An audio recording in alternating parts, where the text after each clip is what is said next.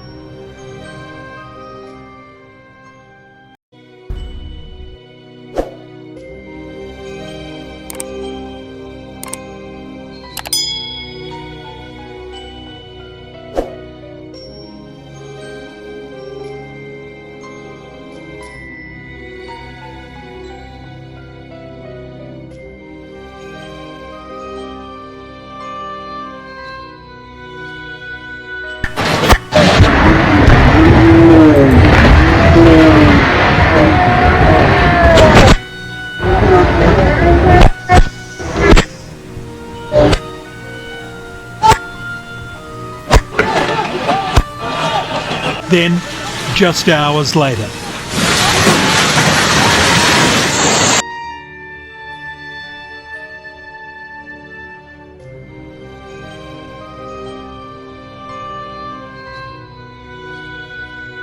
These are homes collapsing into the ground. Rescuers picking through piles of rubble as apartment blocks collapse.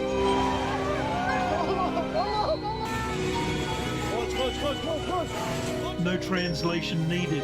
You can feel the distress in their voices. Here a couple, alive, trapped under a slab of concrete. A TV crew brought her and her 2 children.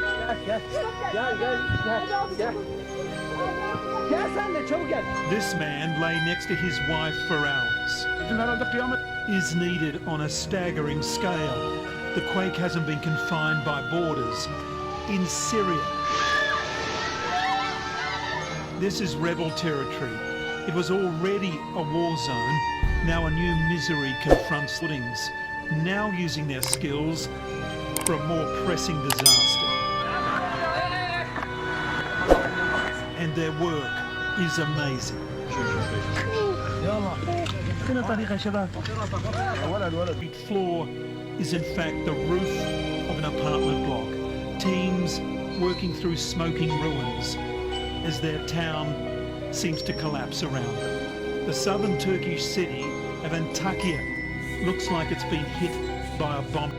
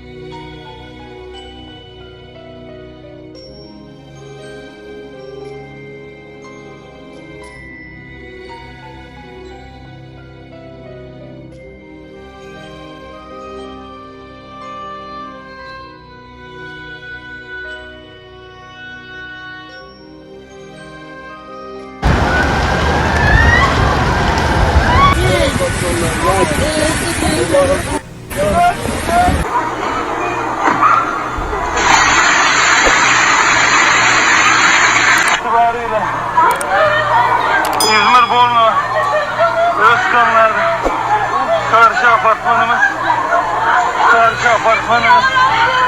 Karşı apartmanımız yıkıldı.